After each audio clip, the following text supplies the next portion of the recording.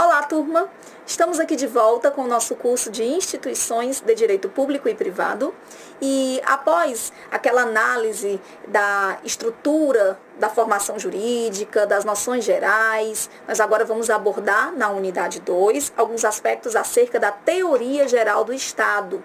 Isso com o intuito de entendermos a formação do Estado brasileiro, porque é a partir daí que surgem as normas jurídicas, as normas que você vai utilizar na sua vida prática, as normas que a gente encontra no dia a dia da rotina administrativa, rotina jurídica. Então, começamos aqui abordando os conceitos de nação e de Estado. Me acompanhe aqui no quadro. O Estado, sustentáculo do poder político, ele resulta da evolução psicológica e social da coletividade. O que é o Estado? Vamos aqui diferenciar o Estado da nação.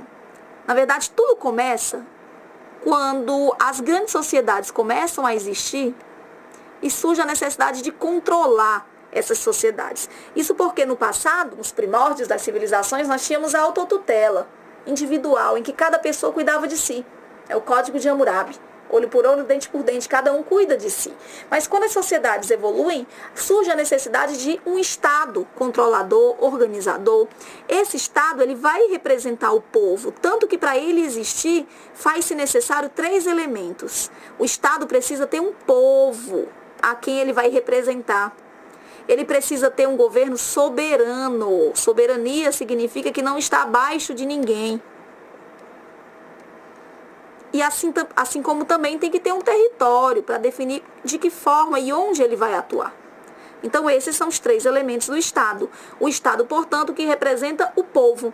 Mas como não tem condições de cada pessoa ir lá e tomar uma decisão em nome desse Estado, é que o Estado precisa se estruturar em um governo com representantes do povo. E hoje os elementos do governo brasileiro são república. Um governo republicano é um governo do povo. O ré de república vem de res, que em latim significa coisa. A coisa pública, a coisa do povo. É exatamente o contrário de uma monarquia, onde a coisa pertence aos reis. E essa república apresenta-se também como presidencialista, onde as figuras de chefe de Estado e chefe de governo estão nas mãos da mesma pessoa, o presidente da república. E assim, esses são os elementos do governo brasileiro. É uma república presidencialista. A república é a nossa forma de governo. Enquanto que o presidencialismo é o nosso sistema de governo.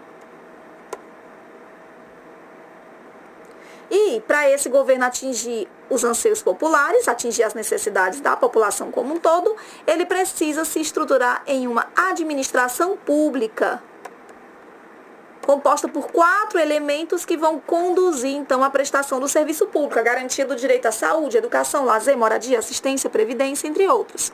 Que elementos são esses? Os entes federativos. Os entes são a União, os estados, os municípios e o Distrito Federal. E eles possuem a chamada capacidade legislativa. As leis surgem daqui, desses 4 entes.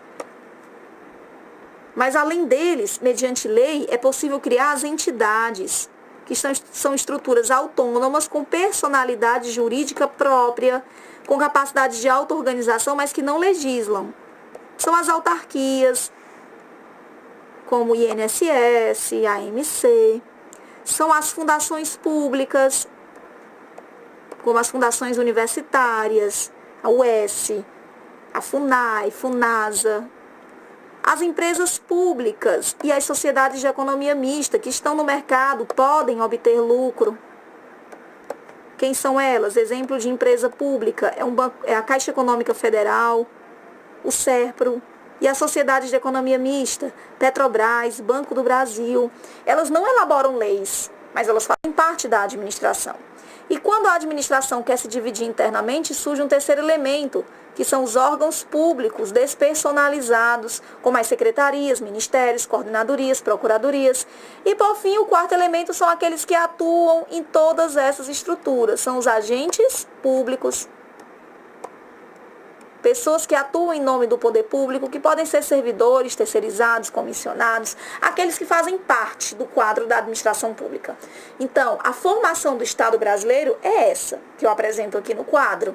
É assim que surge o Estado, o governo e a administração. Então, nesse capítulo, nessa unidade 2, o nosso objetivo é mostrar quais são os elementos desse Estado, governo e administração para que você entenda a formação legislativa. Observem que de todos eles aqui, a lei só pertence aos entes, embora ela vá ser aplicada a toda a estrutura da administração pública.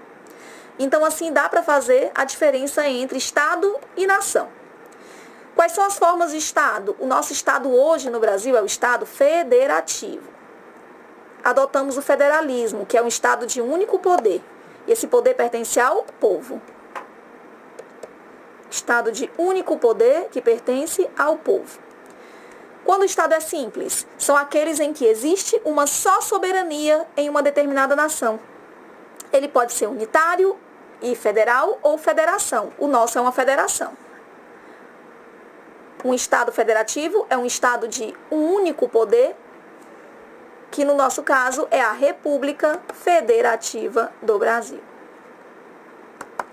Aí temos ainda o Estado unitário, quando suceder que a nação corresponda a uma só soberania na ordem interna e na ordem internacional. Chamamos a essa organização política de Estado unitário, pois só existe um Estado e uma autoridade máxima da nação. É o caso da Itália. Já a federação consiste na união perpétua e indissolúvel de Estados autônomos. Veja o nosso caso. A República Federativa do Brasil é composta por 26 estados autônomos, mas que não podem sair de dentro da estrutura da República Federativa do Brasil. Difere-se, portanto, de uma confederação, onde seria possível essa saída. É o chamado Estado composto. Então, Estado simples é aquele que ou é um só Estado, ou então um Estado formado por vários estados autônomos. E temos ainda o Estado composto, que é a confederação, que consiste na junção de 2 ou mais estados mediante um tratado, um pacto, uma convenção. Não é o caso brasileiro, na verdade, a confederação foi utilizada na formação das 13 colônias americanas, por exemplo.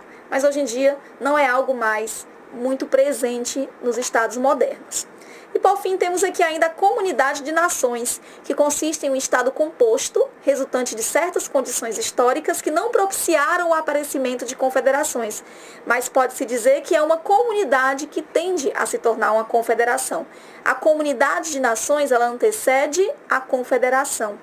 Foi o caso do desmantelamento da Rússia na antiga União Soviética, a transformação da União Soviética em Rússia. No mais, temos a união pessoal, quando são 2 reinados que se unem com um único objetivo, é a União Ibérica em Portugal e Espanha, ou então temos casos que envolviam a Alemanha e Espanha. E a União Real, são 2 impérios, temos aqui o Império Austro-Húngaro, ou a Suécia e Noruega. Portanto, formas diferenciadas de estruturação do Estado. O que você tem que compreender é que esse Estado representa o povo. Então, ele tem que se organizar para se definir uma estrutura de governo e, principalmente, uma administração pública. A parte mais importante é essa. Por fim, coloco para vocês aqui apenas as características essenciais da federação, que é o caso do Brasil, a República Federativa do Brasil. É uma descentralização político-administrativa, significa divisão de tarefas.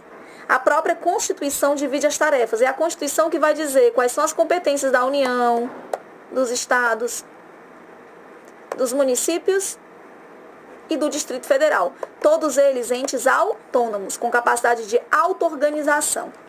Porém, todos eles subordinados à República Federativa, de modo que ninguém, absolutamente nenhum deles, pode sair de dentro da estrutura da República Federativa, sendo proibido, portanto, o direito de secessão. Não tem como separar uma região de outra, não tem como um Estado sair de dentro do país. O que é possível? Internamente, tudo é possível. Desmembramento, anexação, fusão, incorporação, dentro pode, não pode é para fora. Então, essas são as características de uma federação e assim na aula de hoje nós aprendemos a estrutura do Estado brasileiro, tal qual colocamos aqui no quadro. É Estado, governo e administração pública. A partir disso aqui, Posteriormente, você já vai poder entender quais as normas que comandam o Estado brasileiro. Mas para isso é necessário uma leitura do material complementar que está aí à sua disposição no portal, assim como também a realização das atividades propostas no portal. Encerramos, portanto, mais uma vez e até o nosso próximo encontro. Muito obrigada.